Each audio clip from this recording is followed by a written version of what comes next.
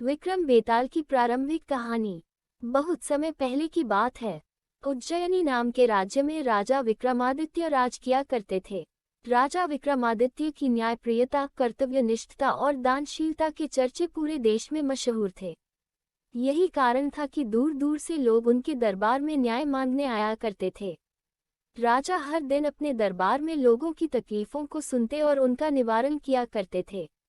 एक दिन की बात है, राज दरबार लगा हुआ था। तभी एक भिक्षु विक्रमादित्य के दरबार में आता है और एक फल राजा को देकर चला जाता है। राजा उस फल को कोषाध्यक्ष को दे देता है।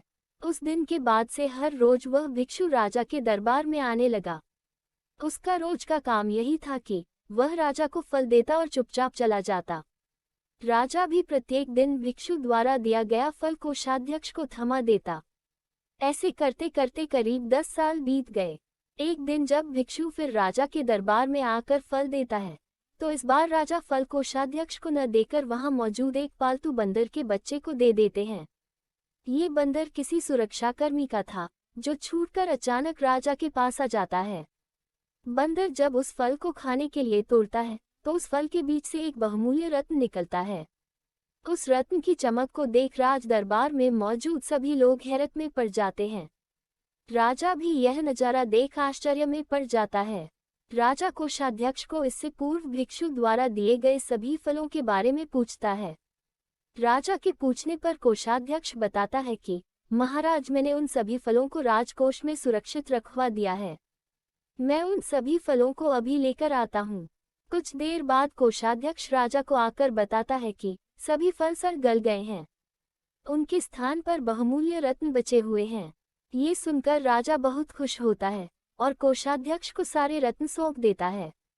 अगली बार जब भिक्षु फल लेकर दोबारा विक्रमादित्य के दरबार पहुंचता है, तो राजा कहते हैं, भिक्षु, मैं आपका फल तब तक ग्रहण नहीं करूंगा जब तक आप यह नहीं बताते कि हर दिन आप इतनी बहुमूल्य भेंट मुझे क्यों अर्पित करते हैं।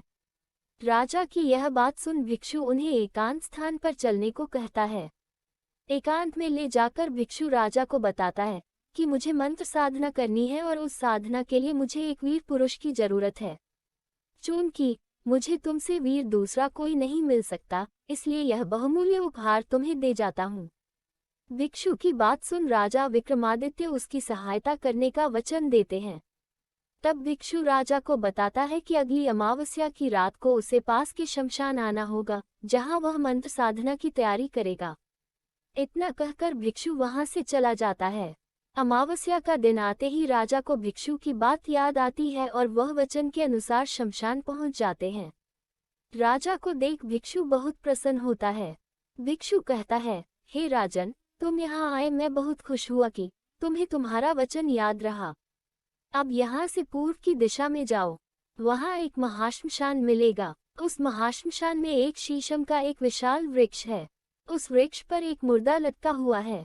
उस मुर्दे को तुम्हें मेरे पास लेकर आना है। भिक्षु की बात सुनकर राजा सीधे उस मुर्दे को लाने चल देता है। महाश्मशान में पहुंचने के बाद राजा को एक विशाल शीशम के पेड़ पर एक मुर्दा लटका हुआ दिखाई देता है।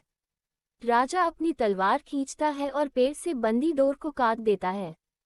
डोर कटते ही मुर्दा जमीन पर आ गिरता है और जोर से चीखने की आवाज आती है। दर्द भरी चीख सुन राजा को लगता है कि शायद यह मुर्दा नहीं, बल्कि कोई जिंदा इंसान है। थोड़ी देर बाद जब मुर्दा तेजी से हंसने लगता है और फिर पेड़ पर जाकर लटक जाता है, तो विक्रम समझ जाता है कि इस मुर्दे पर बेताल चढ़ा है। काफी कोशिश के बाद विक्रम बेताल को पेड़ से उतार अपने कंधे पर टांग लेते हैं। इस पर बेताल विक्रम से कहता है, विक्रम, मैं तेरे साहस को मान गया। तू बड़ा ही पराक्रमी है। मैं तेरे साथ चलता हूँ, लेकिन मेरी एक शर्त है कि पूरे रास्ते में तू कुछ भी नहीं बोलेगा।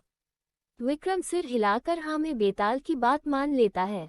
इसके बाद बेताल विक्रम से कहता है कि रास्ता लंबा है, इसलिए इस रास्ते को रोमांचक बनाने के लिए मैं तुझे एक कहानी सुनाता हूँ। तो ये थी विस्तार से राजा विक्रम, योगी और बेताल की आरंभिक कहानी। यही से शुरू होता है बेताल 25 की 25 कहानियों का सफर, जो बेताल एक एक करके विक्रम को सुनाता है।